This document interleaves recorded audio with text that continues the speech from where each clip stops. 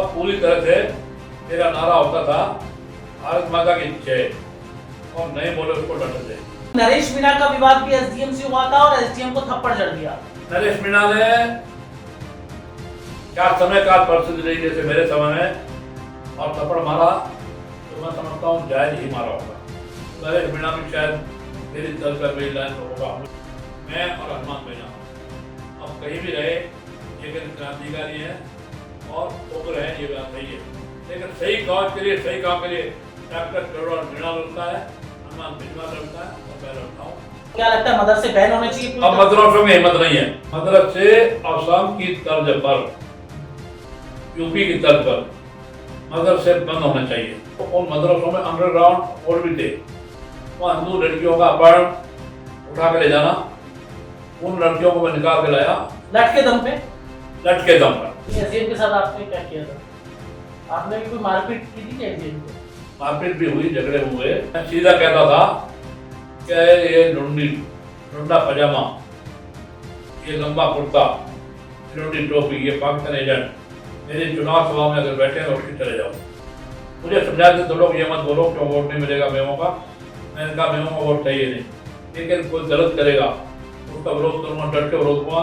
अगर मुझे टेबल उलटनी पड़ी टेबल उल्टूंगा, अब भी इस उम्र में भी, और अगर फाइलें फेंकनी पड़ी तो फाइलें फेंकूंगा। ये बिल्कुल सही है। सर, राजस्थान में लगातार गो तस्करी की घटनाएं बढ़ रही है। जो गौ कशी करेगा, वो गौ तस्करी करेगा, वो ही मरेगा। ये कहा।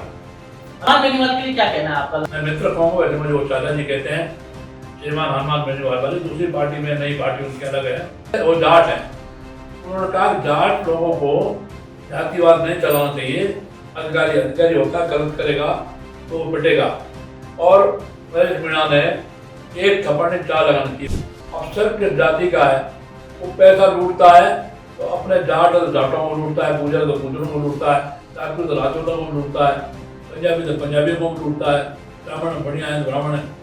नागमा रोड पे और दलित समाज पे मेरा अपना एक अलग यूट्यूब चलता है। मैंने कहा हम हिंदू हैं, हिंदू थे, आदिवासी वनवासी, पहले हिंदू आप हैं।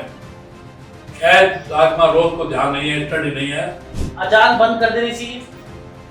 आकर पाथर जोड़ के मस्जिद रही चुनाए, तांते चढ़ी मुल्ला बांध दे, क्या बहरा हुआ खुदा है।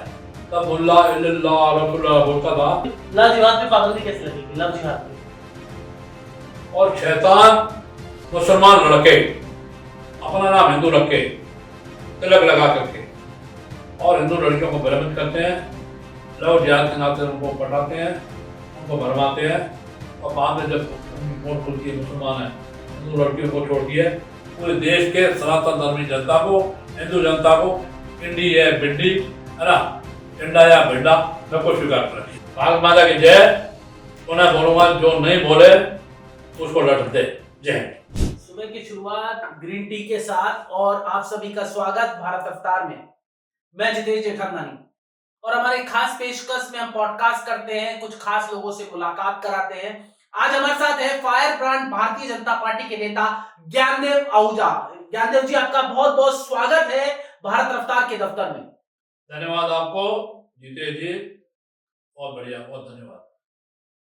ज्ञानदेव आहूजा के बारे में हर कोई जानता है कि वो भारतीय जनता पार्टी में 3 बार रामगढ़ से विधायक रहे हैं, और रामगढ़ कैसा क्षेत्र है आप वाकिफ हैं कि वहां पर किस तरह की परिस्थितियां हैं, किस तरह के हालात हैं। रामगढ़ मेवात का जो इलाका है रामगढ़ का, वहां से 3 बार विधायक रहे, 5 बार चुनाव लड़े। उससे पहले भारतीय जनता पार्टी से पहले वो ज्ञानदेव आहूजा संघ के प्रचारक रहे, यानी राष्ट्रीय स्वयंसेवक संघ, जिसकी स्थापना 1925 में हुई थी।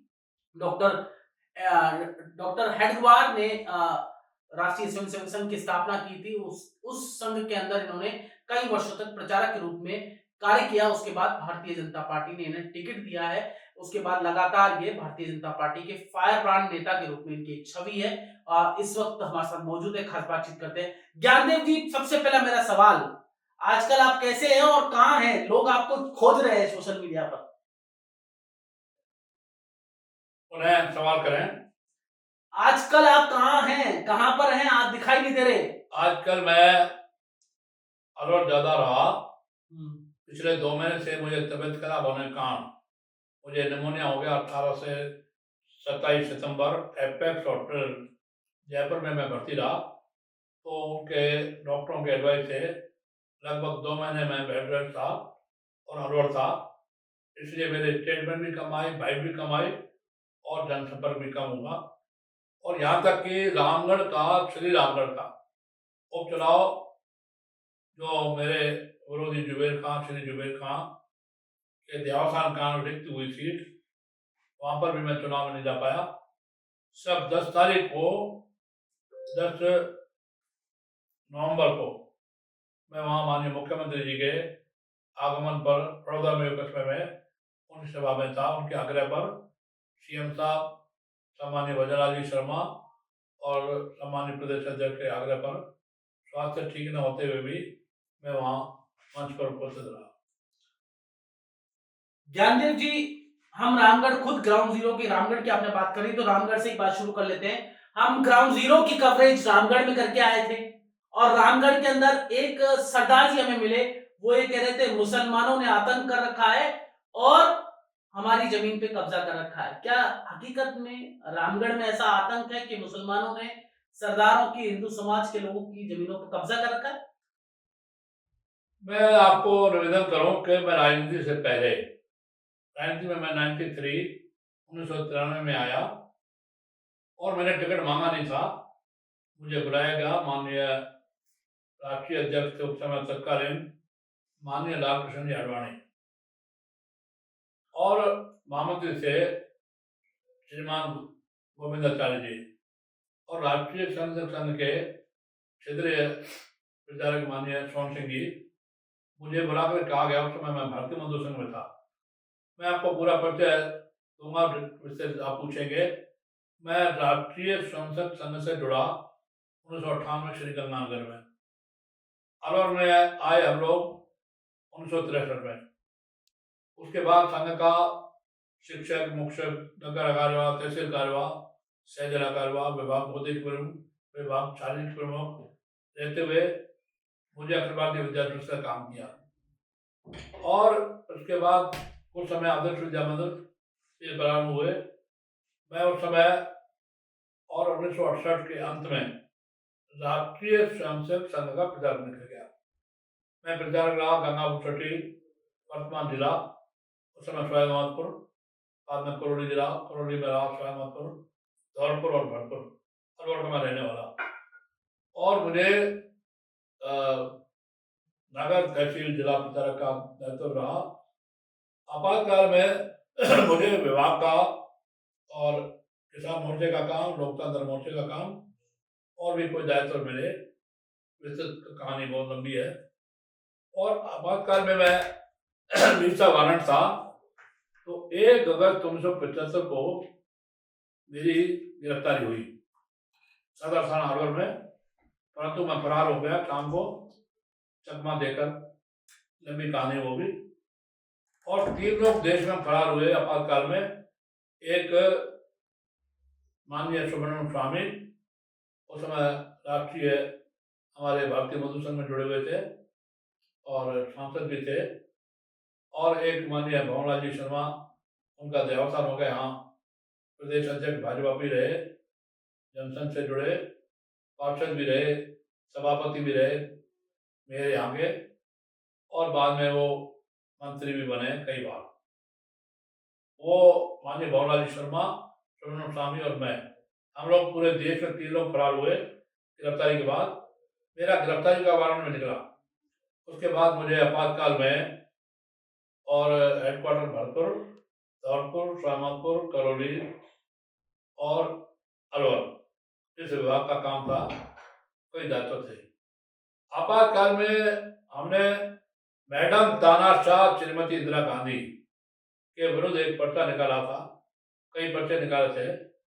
वो पर्चे हम भरतपुर से मथुरा छपवाते थे और पूरे देश में भिजवाते थे। ये दायित्व मुझे दिया गया था। और उसके बाद मैं आपातकाल के लगभग 18 महीने, 1 अगस्त 1975 को मैं अरेस्ट हुआ, गिरफ्तार हुआ और शाम को फरार हुआ। फिर मैं पकड़ में नहीं आया, लगातार घूमता रहा। तत्कालीन मेरा नाम पहले ज्ञानदेव आहूजा और फिर मैं दाढ़ी और मूंछ रखता था, साफ करके कुर्ता पजामा धोती कुर्ते की बजाय मैं पैंट शर्ट में DK शर्मा के नाम से और अखिल भारतीय विद्या परिषद का पदाधिकारी बन के मैं भरतपुर में रहा, अंडरग्राउंड भूमिगत, और लगातार और पर्चे छुपवाकर पूरे देश में भिजवाए। ये आपातकाल के बाद फिर एक बार बीच में मैलवर आया, आदर्श विद्या मंदिर प्रारंभ हुआ सांख्यिक योजना से, और बाद में फिर मुझे और हिंदू जागरण मंच का काम, और फिर भारतीय मजदूर संघ आपातकाल के बाद भारतीय मजदूर संघ का काम मुझे जो लगभग 18 वर्ष रहा। माननीय दत्तोपंत ठेंगड़ी संस्थापक अध्यक्ष, संस्थापक महामंत्री भारतीय मजदूर संघ, और माननीय धनप्रकाश त्यागी राजस्थान के संगठन मंत्री उनके सानिध्य में काम किया।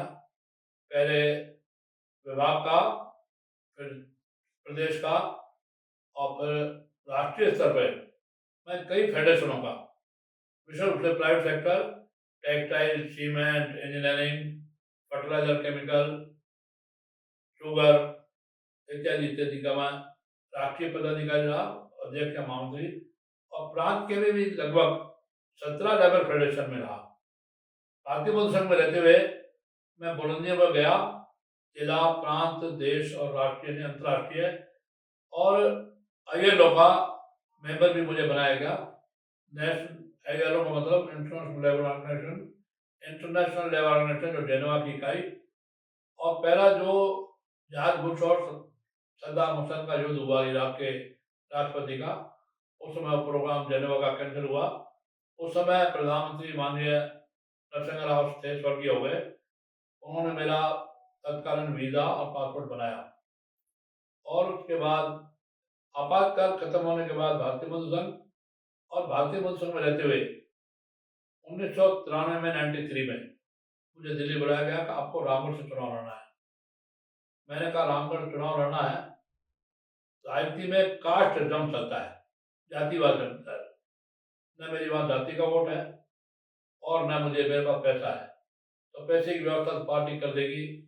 तत्कालीन माननीय भैरव सिंह शेखावत बाद में मुख्यमंत्री महामहिम बने, उपराष्ट्रपति, और माननीय किशोर चतुर्वेदी, उन्होंने कुछ पैसे की व्यवस्था की। उसका गणित समझाने की जरूरत नहीं है, कितने की कैसे की। बकाया मेरा कुछ पैसा ससुर साहब से स्वर्गीय डॉक्टर विजय कुमार अकबरपुर वाले, उन्होंने कर दिया। पहला चुनाव लड़ा। पहले चुनाव में मैं चूंकि भारतीय मजदूर संघ से गया था और मैं बहुत गुस्सैल भी था और बहुत क्रांतिकारी, बहुत उग्र भी था। मैंने देखा तत्कालीन IGM रामगढ़ श्रीमान अकील अहमद और उनके अंग संरक्षक CO DSP श्रीमान MU खान, वो पक्षपात कर रहे हैं और बूथों पे कब्जा करवा रहे हैं। कांग्रेस के कैंडिडेट थे श्रीमान जुबेर खान, वो भी मैं मुसलमान और ये भी मुंडन। तो मैंने उस समय IGM की मेरी वारदात हुई, बहुत लंबा केस में चला, चुनाव आयोग का भी और पुलिस का भी, लेकिन मैं बरी हुआ। SDM के साथ आपने क्या किया था? आपने भी कोई मारपीट की थी क्या SDM पर? मारपीट भी हुई, झगड़े हुए, और उसमें पहले ही चुनाव में जीता था, लेकिन दुर्भाग्य से यह होने की घटना होने के मारपीट होने के बाद वहाँ माननीय न्यायालय ने मुझे बाद में बरी किया, क्यों गवाह सबूत के अभाव में। वहाँ पूरे विधानसभा क्षेत्र के कार्यकर्ता बूथ छोड़ करके, बूथ के जो इंचार्ज थे वो छोड़ के आ गए, और 15-20 हजार की जनता आ गई, और वहाँ बकाया बूथों में भी कब्जा हो गया। मेरे समाज विभाग में बहुत गुंडागर्दी करता था, हिंदू बहन बेटियों में छेड़छाड़, बलात्कार, अपहरण, मंदिरों में हमला इत्यादि इत्यादि। मेवात में बहुत गुंडागर्दी तब भी थी, क्योंकि उससे लगा हुआ सटा हुआ हरियाणा का मेवात। मेरे विधानसभा क्षेत्र रामगढ़ से फिरोजपुर से आगे बड़कली, नगीना, नूंह, बादशाहपुर तक मेवात, इधर डीग नगर, कामा, दुलेरा, गोपालगढ़, पहाड़ी, सीकरी, गुलपाड़ा, कैसवाड़ा, पूरा मेवात। तो मेवात में मेवों का आज में जो मुसलमान के नाम से कहलाए, बहुत गुंडागर्दी। मेरे से पहले बहुत ज्यादा उनकी दहशत और गुंडागर्दी थी। उस सारी गुंडागर्दी को और उनकी दहशत को मैंने तोड़ा। कैसे तोड़ा? गुंडा बन के? और पूरी तरह से मेरा नारा होता था, भारत माता की जय, और नहीं बोले उसको लट दे, सीधी बात। आप लट भी दिए? और फिर मेरा कई बार मुझे हिंदू पूर्व सरपंच, वर्तमान सरपंच कहते थे तत्कालीन, कि हमारी कास्ट के भी लोग, पंजाबी लोग भी, सरदार भी, आप ये भाषा मत बोलो। मैं सीधा कहता था कि ये लुंडा पजामा, ये लंबा कुर्ता, ये लुंडी टोपी, ये पाकिस्तान एजेंट मेरी चुनाव सभा में अगर बैठे हैं उठ के चले जाओ। मुझे समझाते थे लोग, ये मत बोलो क्यों वोट नहीं मिलेगा मेमों का। मैंने कहा मेमों का वोट चाहिए नहीं, हिंदुओं का वोट 2/3, 1/3 मेव, और फिर भी हम जीत नहीं पाए तो लानत है हमको। तो एसडीएम साहब का वारदात के बाद पहला चुनाव क्योंकि सारा बूथ कैप्चर हो गया, मैं चुनाव हारा।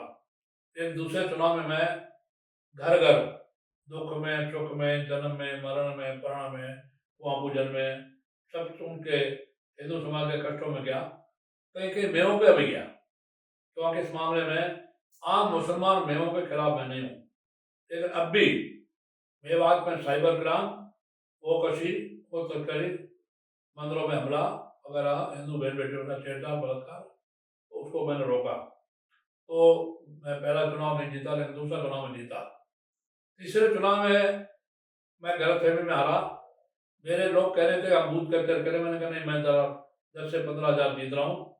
और तो दुर्भाग्य से पूर्व विदेश मंत्री श्रीमान नटवर सिंह के सुपुत्र जगत सिंह पास वाली सीट, कांग्रेस से चुनाव लड़े, वो जाट थे, या जुबेर खान कांग्रेस से, तो वहाँ उनका दोनों का समझौता हुआ। तो मुझे मेव वोट दिलाओ, मैं तुम्हें जाट वोट दिलाऊंगा। लक्ष्मणगढ़ में मेव है, और उनके समझौते में कुल मैं 400-500 वोटों से हारा। और उसके बाद फिर मेहनत की, तो 2008 में मैं विधायक बना, 2013 में विधायक बना, 16,000 तक से जीता। यह मिथक मैंने मेवात का तोड़ा, उसके बाद मेवात का कोई मिथक तोड़ नहीं पाया। ज्ञानदेव जी, आपने कहा कि लठ मारे मैंने, क्या आपने मुसलमानों को लठ मारे? ऐसा है कि हिंदू बहन बेटियां, मैंने 27 हिंदू बहन बेटियां, आपको मालूम होगा पत्रकार महोदय जीते जी, 27 हिंदू बहन बेटियां मैंने आजमगढ़ से, बहराइच से, सीतापुर से, भागलपुर से, रांची से, सिवान, गोपालगंज, छपरा, बिहार के जिलों से, और मुरादाबाद से, लखनऊ से निकलवाई, उनके मदरसों से। और मुझे आपको आश्चर्य होगा कि इनके मस्जिदों से ज़्यादा खतरनाक मदरसे हैं, जो पाकिस्तानी बोली, उर्दू भाषा, अरबी भाषा, फारसी भाषा पे पढ़ाते हैं बच्चों को, और बच्चों का दिमाग को और ब्रेन वॉश करते हैं सिर्फ पाकिस्तान की, अरब की भक्ति। तो उन मदरसों में अंडरग्राउंड हॉल भी थे, वहाँ हिंदू लड़कियों का अपहरण, उठा कर ले जाना। उसमें 2 लड़कियां सिर्फ रामगढ़ की थी, और बकाया 25 लड़कियां फिरोजपुर की, बड़कली की, नगीना की, नूह की, आसपास के गाँव की। उन लड़कियों को मैं निकाल के लाया। लठ के दम पे? लठ के दम पर। लठ मारे? भारतीय मजदूर संघ में रहा तो हर जगह पूरे देश में भारतीय मजदूर संघ का मेरा पकड़ बहुत मजबूत रही।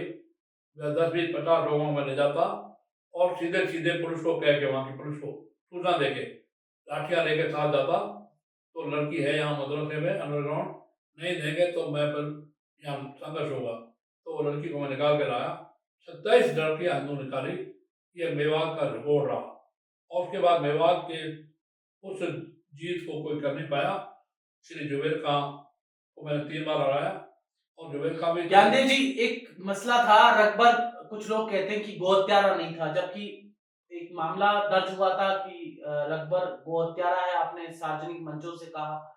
और रकबर की कुछ लोग कहते हैं रकबर ललांडी गांव में मारा गया, क्योंकि वो गाय माता के रेवड़ को ले जा रहा था, और वो गाय को आगे हरियाणा का बॉर्डर लगता, वहाँ दोहा गांव, रावली गांव, वहाँ गोकशी करके गौमान बेचते थे, और मोटरसाइकिलों पे, साइकिलों पे ऑर्डरों में सप्लाई दिल्ली, हरियाणा, राजस्थान में करते थे। तो वहाँ रकबर को लोगों ने रोका, वो नहीं रोका, भागने लगा, तो लोगों ने उसको मारा, लाठियों से मारा, और उसका बहुत भारी गंभीर घायल हुआ।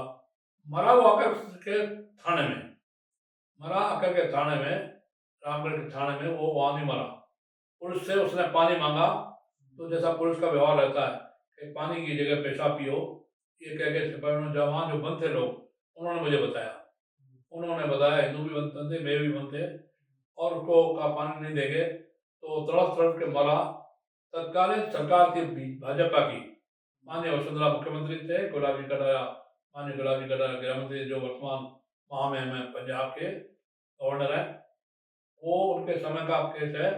तो वहाँ जब वो नहीं रुके तो उनका एक साथी वो तो भाग गया, लेकिन ये भागने में सफल नहीं हुआ, तो घायल हुआ और फिर का अंत हुआ। वो वास्तव में वो तस्कर था और वो कृषि वो लोग करते थे। गाय के रेवड़ अंडरग्राउंड जमीनों के अंदर अंदर से ले जाते थे, रास्ते उन्होंने बना रखे थे जंगलों में। वो मैंने एबीपी के पत्रकार, इंडिया टीवी के पत्रकार, आज तक के पत्रकारों को बुला के वो सारे रास्ते, वो गुप्त रास्ते जंगलों रास्ते मैंने दिखाए भी। उससे कई इंटरव्यू हुए मेरे भी और वहाँ गोरक्षकों के भी। इस तरह की वहाँ अलग अलग समय में हिंदू समाज क्योंकि गाय को माता मानता है, माँ मानता है, तो अलग अलग समय 5 मेमों की हत्या हुई। तो बाद में मेरे ऊपर केस बना कि ज्ञानदेव जी कहते हैं उन्होंने 1 मारा, हमने 5 मारे। मैंने कहा ऐसा मैंने नहीं मारा, मैंने एक भी नहीं मारा। तो आपने मरवाई? हिंदू समाज ने, क्योंकि गोरक्षक चौकियां थी हरियाणा की बॉर्डर पर, वो हिंदू रक्षक चौकियों ने घेर करके। तो लोग कह रहे हैं आपने उकसाया तो आपने ना। ऐसा है कि मेरा प्रेरणा काम करती थी गौ माता के लिए, वो तस्करों के खिलाफ और हत्यारों के खिलाफ मेरी प्रेरणा काम करती थी। मैं हत्या के लिए उकसाता कभी नहीं था और हत्या के उद्देश्य से उनको मारा भी नहीं गया। आप बात को समझिए। मेरे स्टेटमेंट को कई बार पत्रकार, जैसे आप भी नेगेटिव तरीके से पूछ रहे हैं, कई बार मेरे से पूछा गया और वो ज्ञानदेव आहूजा का विवादित बोल, ज्ञानदेव आहूजा ने फिर विवाद खड़ा किया। मैंने कोई विवाद नहीं खड़ा किया, मैं सत्य को सत्य तरीके से कहता हूँ। हर एक की बात सत्य कहने की नहीं होती, मैंने कहा। और मैं ऐसे गो तस्करों, गो हत्यारों, साइबर क्राइम करने वालों को, अभी साइबर क्राइम के हमारे यहाँ से मेवात के, रामगढ़ के, अलग अलग गाँव के, दोंगड़ी के, शहमाकुट के, कमासा के 41 लोग बंद हैं सिकंदराबाद हैदराबाद, और 28 लोग बंद हैं कलकत्ता, और भी कई लोग बंद हैं। वो OLX पे लूटते हैं, गाड़ियों के नाम पे बुला के, साइबर क्राइम पे, मोबाइल पे, और वो कैसा करते हैं अनपढ़ है पर लेकिन 420 कैसे करते हैं, OLX पे कैसे लूटते हैं और कैसे लूटते हैं वो साइबर क्राइम में लोगों को टेप जा करके। मैं उनके खिलाफ, मैं अपराधी मुसलमानों के, अपराधी मेवों के, वो हत्यारों के, वो तस्करों के खिलाफ हूँ, आम मुसलमान का विरोधी नहीं हूँ, ये आप समझ लीजिए। अच्छा एक बात बताइए, आप कह रहे हैं मदरसों में ऐसी चीजें होती तो क्या लगता है मदरसे बैन होने चाहिए पूरी अब तरह से? मदरसों में हिम्मत नहीं है। नहीं, मदरसे बैन होने चाहिए क्या? राजस्थान में आपकी सरकार है। अब राजस्थान में मदरसे बहुत है, मदरसे असम की तर्ज पर, यूपी की तर्ज पर मदरसे बंद होने चाहिए राजस्थान में, राजस्थान, पूरे राजस्थान में। और गौ माता को राजमाता का दर्जा माननीय मुख्यमंत्री जी को देना चाहिए महाराष्ट्र की तर्ज पर, और मदरसे बंद होना चाहिए। संपूर्ण मदरसे बंद होना ही देश हित में, राष्ट्र हित में, राज्य हित में और भारतीय सनातन धर्म के हित में है, भारतीय संस्कृति हित में। तो मदरसे में ऐसे क्या होता है? मदरसों में मैंने बताया अरबी पढ़ाई, फारसी पढ़ाई भी कोई बात नहीं, लेकिन भारत के विरोध में और षड्यंत्र पूर्वक और भक्ति दिखाते हैं तमुल्लंग की, चंगेज खान की और गजनवी की, मोहम्मद गौरी की, अकबर की, हुमायूं की, बाबर की कहानियाँ सुनाते हैं कि हमने काफिरों पर, माने हिंदुओं पर राज किया और अब भी राज करेंगे। ये उनको, बच्चों के दिमाग को खराब करते हैं, ब्रेन वॉश करते हैं। अच्छा, इसलिए मदरसे बंद होना चाहिए। ज्ञानदेव जी, आपने अभी बोला कि SDM से मेरा विवाद हुआ, पहली बार मैं चुनाव लड़ने गया, तो अभी नरेश मीणा का विवाद भी SDM से हुआ था और SDM को थप्पड़ जड़ दिया। नरेश मीणा ने क्या समय काल परिस्थिति रही जैसे मेरे समय में, और थप्पड़ मारा तो मैं समझता हूँ जायज ही मारा होगा। आपने ही मारा? SDM को जो नरेश मीणा ने घटना हुई है, समय काल परिस्थिति क्या होगी, निश्चित SDM साहब या अधिकारी पक्षपात कर रहे होंगे और वो पक्षपात करके बूथ कर करवा रहे होंगे। नरेश मीणा भी क्रांतिकारी लड़का है, उसको गुस्सा आया होगा, मैं उसको गलत नहीं मानता, लेकिन गलत ये होगा कि उसके समर्थकों ने पुलिस की जीप को आग लगवाई और 12 गाड़ियां जला डाली। अच्छा, उन्होंने भी तो खाना खतरा किया, मैं इसको गलत मानता हूँ, मैंने ये नहीं होने दिया। मैंने अपने एरिया में कभी भी सांप्रदायिक दंगा नहीं होने दिया, मैंने अपने एरिया में कभी भी हिंदू मुसलमान दंगा नहीं होने दिया, वहाँ कभी पुलिस पर पुलिस से मुठभेड़ मेरी कभी नहीं हुई। हालांकि मेरे कई अधिकारियों में मतभेद रहे, लेकिन फिर भी IPS IAS RPS RS मेरा संपूर्ण सम्मान करते हैं, मैं उनका सम्मान करता हूँ। 2 कारणों से मेरा सम्मान होता है।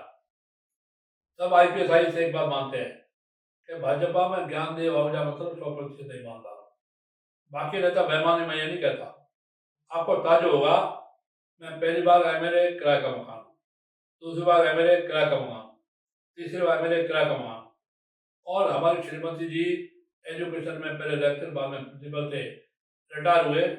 वो जब रिटायरमेंट के बाद पैसा लाए और 20 लाख उनका लोन कटा, 44 लाख लाए, तब सस्ते से 13 लाख के 2 फ्लैट हैं। कोई पेट्रोल पंप नहीं है, कोई गैस स्टेशन नहीं है, कोई क्रेशर नहीं है, कोई माइंस नहीं है, कोई जमीन नहीं है, कोई जायदाद नहीं है किसी तरह की। और दूसरे कांग्रेस नेता हेमाराम है, हेमाराम चौधरी जाट है लेकिन नौकर नहीं है। उनका सम्मान ईमानदारी के कारण होता है और मेरा सम्मान क्रांतिकारी हो। एक IAS अधिकारी ने कहा कि गांधी जी आपसे हम लोगों को फोन पे इसलिए कहते हैं मैसेज भेजो। मैंने कहा आप मेरे से मिलना क्यों नहीं चाहते? वो बोले मैं नाम नहीं बताऊंगा। तो आपसे ये डर लगता है कि आप कहोगे फाइलें फेंक दोगे, टेबल फेंक दोगे, कोर्ट के कचहरी की आपको चिंता नहीं, पता नहीं कितना केस लगे। बिल्कुल सही बात है, अन्याय मुझे बर्दाश्त नहीं। मेरी ईमानदारी के कारण और मेरे और इस संघर्ष के कारण एक IAS अधिकारी ने कहा कि आपके पंजाबी में कहावत है कि रब ने लेकर पूछा, तो आपके हाथ में पूछा भी है और आप ईमानदार भी हैं। हेमाराम चौधरी कांग्रेस में, बीजेपी में ज्ञान दिया हो जाए 100% ईमानदारी के काम को देंगे, इसलिए मेरा सम्मान है। मेरा आम IPS IAS से RPS RS से न विवाद था न है, लेकिन कोई गलत करेगा तो उसका विरोध करूंगा, डट के विरोध करूंगा। अगर मुझे टेबल उलटनी पड़ी टेबल उल्टूंगा, अब भी, इस उम्र में भी। और अगर फाइलें फेंकनी पड़ी तो फाइलें फेंकूंगा, ये बिल्कुल सही है। अन्याय मुझे बर्दाश्त नहीं है, गलत काम बर्दाश्त नहीं, मैं सही काम चाहता हूँ। मैं सट्टे के लिए नहीं कहता, मैं कभी जुए के लिए नहीं कहता, मैं कभी शराबी को के लिए नहीं कहता, मैं कभी किसी बलात्कारी के लिए नहीं कहता, मैं लूट मार वालों के लिए नहीं कहता, चोर डकैत के लिए नहीं कहता।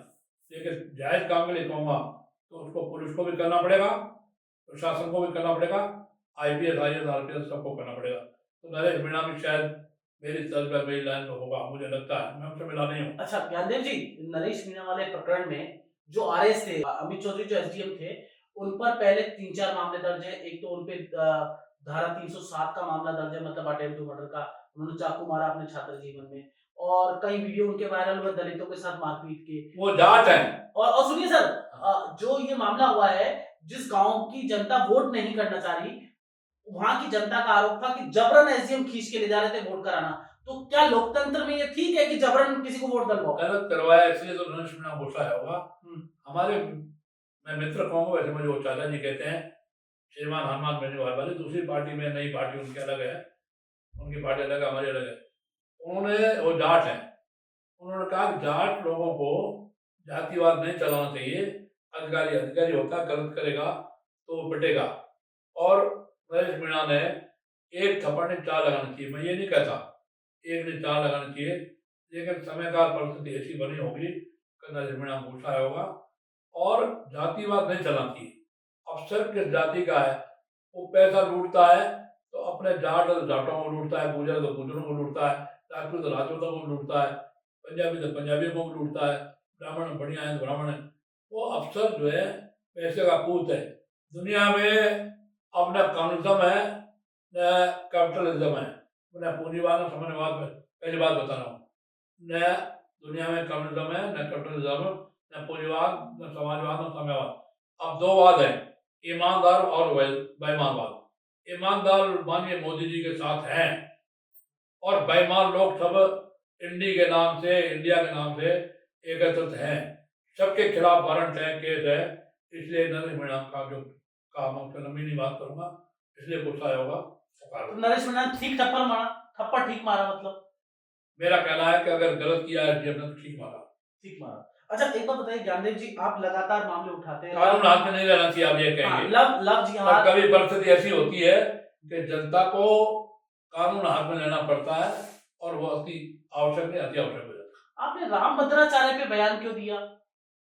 ऐसा है कि मैं संतों का सम्मान करता हूँ, मैं सनातन धर्मी हूँ, शुद्ध हिंदूवादी हूँ। और लेकिन हिंदू का मतलब सामाजिक समरसता, हिंदू का मतलब जातीय एकता।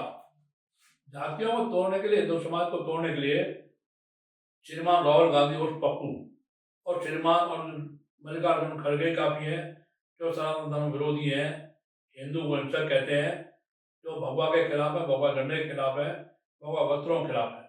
मैं सम्मान करता हूँ संतों का, लेकिन संतों को भी दलितों, पिछड़ों, अति पिछड़ों के विरोध में प्रत्यक्ष या अप्रत्यक्ष कोई वक्तव्य, कोई स्टेटमेंट नहीं देना चाहिए, क्योंकि हमारा अभिनंदन अगर भारत का कश्मीर था और है, धारा 370 खत्म हुई, 35A खत्म हुआ, तो दलित समाज, पिछड़ा समाज और हमारा अति पिछड़ा समाज भी हमारा हिंदू समाज का, सनातन धर्म का एक अभिनंदन है।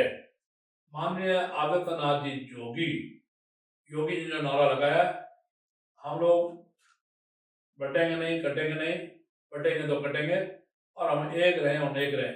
इस नारे को हमारे प्रदेश के नहीं, केंद्र के सारे माननीय मोदी नेताओं ने ले लिया, और इसका बहुत बड़ा लाभ महाराष्ट्र और झारखंड में मिल रहा है। और एक बात और बताएं, दलित समाज के जो मार्गदर्शक हमारे सम्मानीय अम्बेडकर साहब, बाबा साहब अम्बेडकर, उन्होंने जो काम किया, वो महात्मा गांधी जी, मैं महात्मा गांधी को राष्ट्रपिता नहीं मानता, इन कारणों से ओलंपिक कार्य बाद में सुनना। क्यों नहीं मानते? नहीं मानता। महात्मा गांधी जी और नेहरू जी से भी बड़ा काम किया। उन्होंने कहा भारत का बंटवारा नहीं होना चाहिए, और अब जब हो ही रहा है, तुमने मान ही लिया है, तो फिर भारत का सारा मुसलमान पाकिस्तान जाना चाहिए, वहाँ का हिंदू यहाँ आना चाहिए। लेकिन महात्मा गांधी जी ने, नेहरू ने नहीं माना, और आज सब जगह दंगा फसाद, मार काट, लूट, बलात्कार, साइबर ठगी सब तरह से हो रही है। मेरा मानना है मुसलमानों में बहुमत में लोग अपराधी हैं, इसलिए हम उनके खिलाफ है, बहुमत में। और कुछ लोग हैं तो राष्ट्रवादी हैं, ऐसा नहीं है राष्ट्रवादी नहीं है, राष्ट्रवादी भी है, लेकिन कुछ लोग, उनकी गिनती अंगुलियों पर है, टिस्पर है। इसलिए दलित समाज को मैं एक निवेदन करूंगा आपके माध्यम से, आपने कहा है तो, आरक्षण का खात्मा अभी नहीं होना चाहिए, अभी वो समय नहीं आया, उनका आरक्षण उनको मिलना चाहिए जो बाबा साहब अम्बेडकर ने दिया।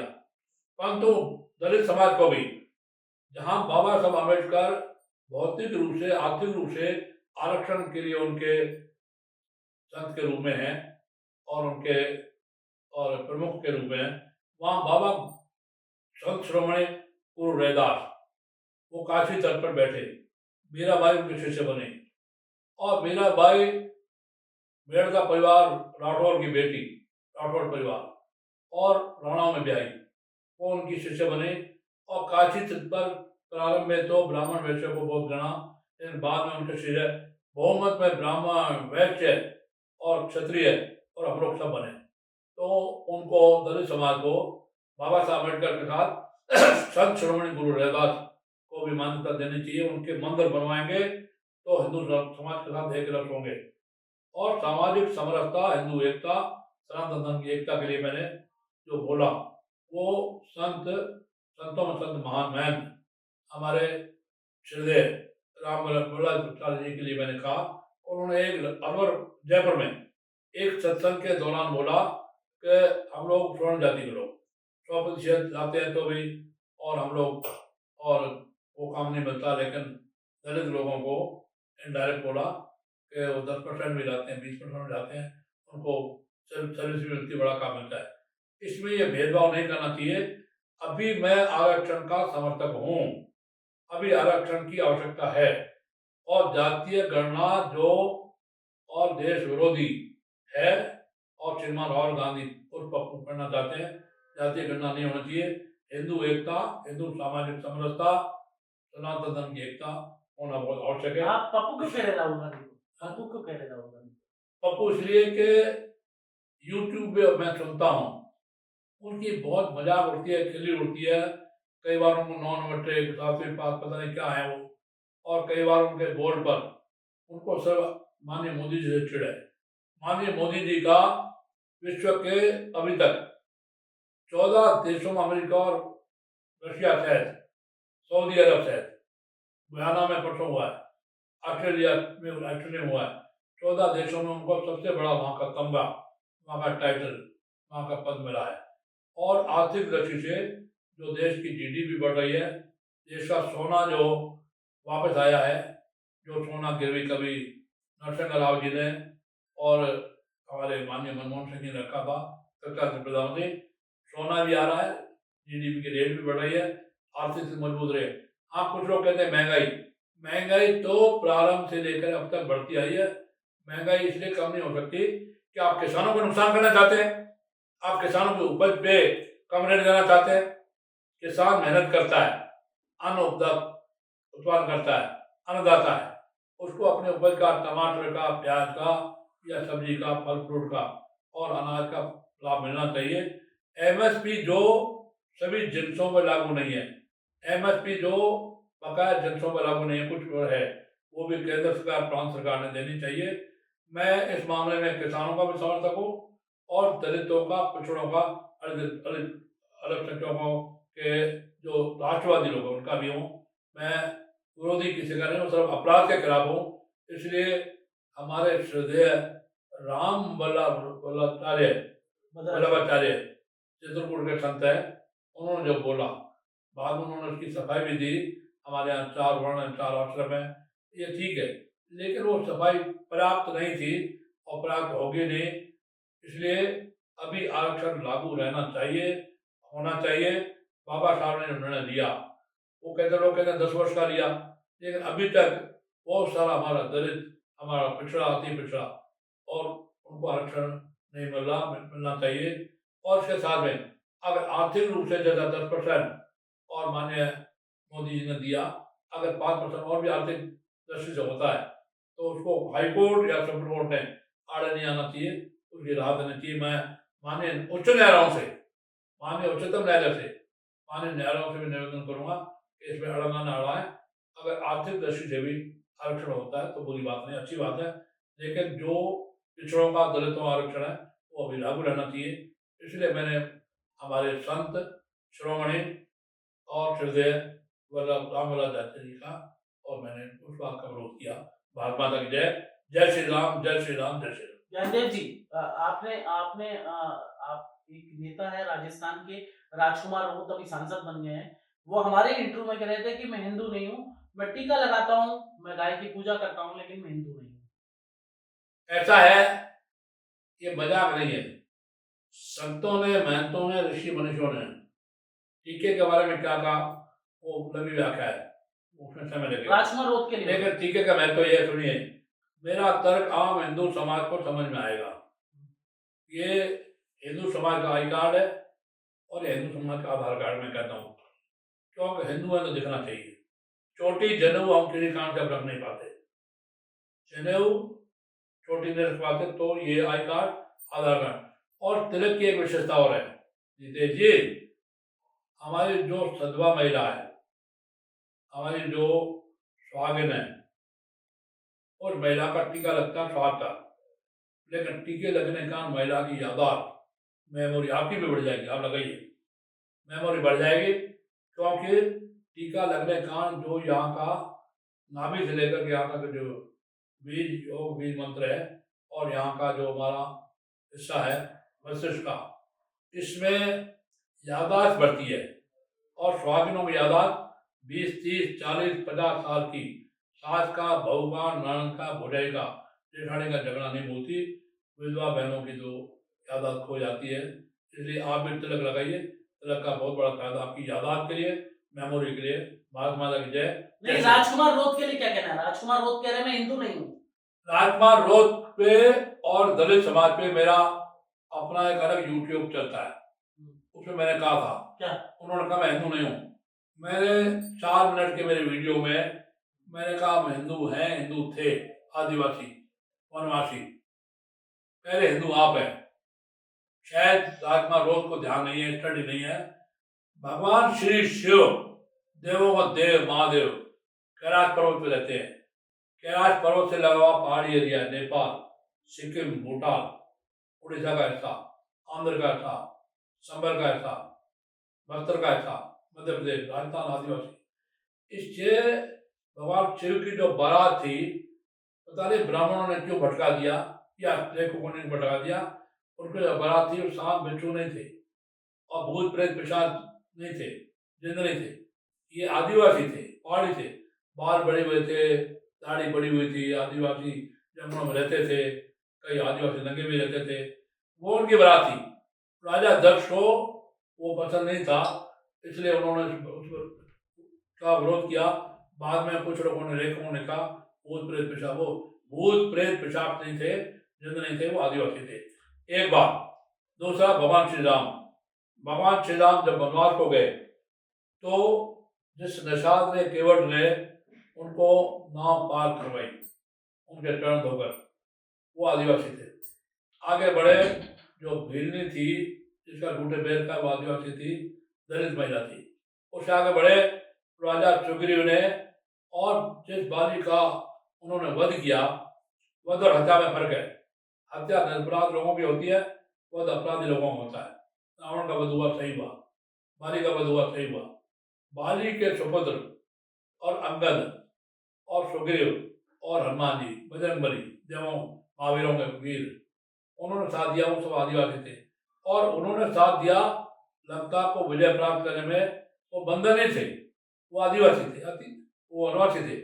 ये मैंने रोज को कहा, तुम याद करो, पूरे इतिहास को भूल जाते हो, स्टडी करो।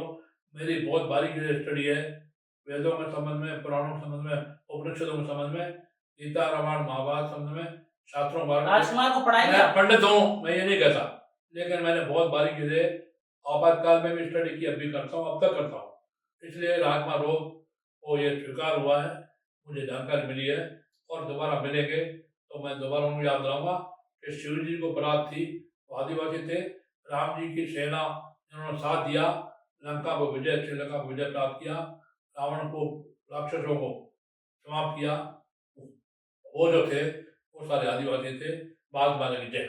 हनुमान बेनीवाल के लिए क्या कहना है आपका? लगातार वो अपने दम पे खड़े हैं राजस्थान में, और अभी आप कह रहे थे कि मेरे को चाचा जी भी बोल रहे हैं। हनुमान बेनीवाल में कोई टिप्पणी नहीं करूंगा, मेरा भतीजा है, वो मुझे दादाजी कहता है। मेरे भतीजे श्री जय आहूजा, जो रामकृष्ण पिछली बार चुनाव लड़े, उनका साथी है। वो अपने आप मेरी तरह क्रांतिकारी डॉक्टर करोड़लाल मीणा, मैं और हनुमान बेनीवाल अब कहीं भी रहे, लेकिन क्रांतिकारी हैं और उग्र हैं, ये बात सही है। लेकिन सही काज के लिए, सही काम के लिए डॉक्टर करोड़लाल मीणा लड़ता है, हनुमान बेनीवाल लड़ता है, और मैं लड़ता हूँ। बात में लग जाए बहुत। अच्छा, करोड़ीलाल मीणा जी के लिए क्या कहना है? व्यक्तिगत आपको क्या लगा? डॉक्टर करोड़लाल मीणा जातिवादी न हो तो उनका राष्ट्रीय स्तर पर सभी आदिवासी वनवासियों का सम्मान करेंगे। थोड़ा मीणा वहां से जातिवाद ऊपर उठे, ये मेरा उनके बारे में कहना है। सर, एक बीजेपी की सरकार है, उसके बाद भी जैसे भीलवाड़ा के अंदर मस्जिद से पत्थर फेंके गए, कार्रवाई हिंदू समाज पे हो रही है, प्रदर्शन करने पर हिंदू समाज के लोगों को पकड़ा जा रहा है। देखिए, प्रशासनिक व्यवस्थाओं में सरकार कांग्रेस की या बीजेपी, और कई बार हो पाती है, नहीं हो पाती है, इसके बारे में मुझे जहाजपुर की पूरी स्टडी नहीं है, तो मैं आश्वस्त रहा हूँ, अखबारों को देखा, टीवी को देखा, लेकिन एक बार मैं जहाजपुर जाऊँगा। जहाजपुर में, बागपुर में पहले भी दंगे हुए, मैं जा चुका हूँ, और मुसलमानों के खिलाफ एक्शन लेने में मैं सबसे आगे रहा हूँ। मालपुरा भी और जहाजपुर भी और बाकी जगह भी, बांसवाड़ा भी, और आगे भी जाऊँगा। लेकिन अभी मेरा स्वास्थ्य पूरी तरह ठीक नहीं है, लेकिन राजस्थान सरकार सक्षम है। हमारे सम्मानीय भजनलाल शर्मा, हमारे श्रीमान जवाहर मैडम, डॉक्टर करोड़लाल मीणा सक्षम है, निःशुल्क से सरकार कार्रवाई करेगी, हिंदू समाज को राहत मिलेगी। बहुत हो गया, टाइम हो गया। सर, आपका जो मेरे एक सवाल हो रहा है सर, अंतिम। सर, राजस्थान में लगातार गो तस्करी की घटनाएं बढ़ रही है। आपने एक बार बयान दिया कि जो गाय को मारेगा उसको मार दो, अभी भी आपका स्टैंड? ये नहीं कहा मैंने, जो गौ कशी करेगा, वो गौ तस्करी करेगा, वो यही मरेगा, ये कहा। अभी भी कह रहे हैं आप? आप बयानों को ट्रस्ट मत करिए, आप ट्रस्ट मत करिए, नेगेटिव मत बोलिए। जो गौ तस्करी करेगा, जो गौ कशी करेगा, वो वहां जैसे गौ तस्कर हो, हिंदू समाज ने घेर के और घेरा, वैसे गिरेंगे। अब कोई मारपीट में कहीं मर भी जाते तो मर भी जाएंगे। अच्छा, एक बात बताइए सर, ये मस्जिदों से अजान है, यूपी सरकार ने बंद कर दी, क्या आपको लगता है कि राजस्थान को बंद कर देना चाहिए? बहुत हो गया, टाइम, मुझे जाना है। अजान बंद कर देनी चाहिए? अजान लाउड स्पीकर बंद कर रखी है। अरे इनके ही कबीरदास ने लिखा है, कांकड़ पाथर जोड़ के मस्जिद रही चुनाए, तांते चढ़ी मुंडा मांग दे, क्या भैरव हुआ खुदा है। तब मुल्ला इल्लल्लाह रसूलुल्लाह बोलता था, तब लाउड स्पीकर नहीं थे। अब तो लाउड स्पीकर हैं, आवाज़ जाती है तो सबको डिस्टर्बेंस होता है। लाउड स्पीकर बंद होना चाहिए। वो नमाज पढ़ते पढ़ें, इबादत करते करें, तब है सबको। लव जिहाद पे पाबंदी कैसे लगेगी? लव जिहाद पे लव जिहाद वाला मैटर बहुत लंबा है जो केरल से चला।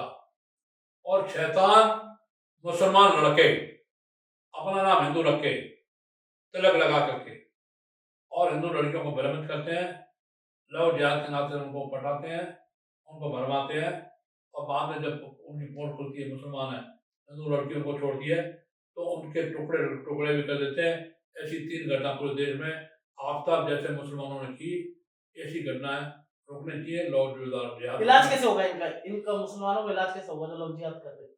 ऐसा बहुत हो गया आज, फिर कभी बात लग जाए। तो ये थे हमारे साथ ज्ञानदेव आहूजा, जिन्होंने खास बातचीत की, तमाम मुद्दों पर इन्होंने बताया कि लव जिहाद पर इनका क्या कहना है, राजकुमार रोध पे इनका क्या कहना है, नरेश मीणा पे इनका क्या कहना है। तो इसी तरह से हम अलग अलग लोगों से आपसे मिलवाते हैं। जितेश जेठमलानी, मैं बेबाक बोलता हूँ, सीधा बोलता हूँ, सच्चा बोलता हूँ। पत्रकारों, मेरा निवेदन है पूरे देश के पत्रकारों को आपके तहत कि मेरे बात को आप विवाद न बनाएं। ज्ञान दियावले ने बयान दिया, विवादित बयान दिया, विवाद वाले है, सच्चाई है, आपको स्वीकार करनी चाहिए। पूरे देश के सनातन धर्मी जनता को, हिंदू जनता को, देश के राजनीतिक लोगों को, चाहे किसी भी पार्टी में, कांग्रेस में है या बीजेपी में है, इंडी है, बिड्डी है ना, टिंडा या भिंडा, सबको स्वीकार करना चाहिए। देखिए ज्ञानदेव आहूजा ने हमारे से बातचीत की तमाम मुद्दों पर। इसी तरह से भारत रफ्तार पर आपको अलग अलग लोगों से मिलवाते रहेंगे। जितेश जेठमलानी, भारत रफ्तार, राजस्थान। भारत माता की जय। पुनः बोलूंगा, जो नहीं बोले उसको लट दे। जय हिंद।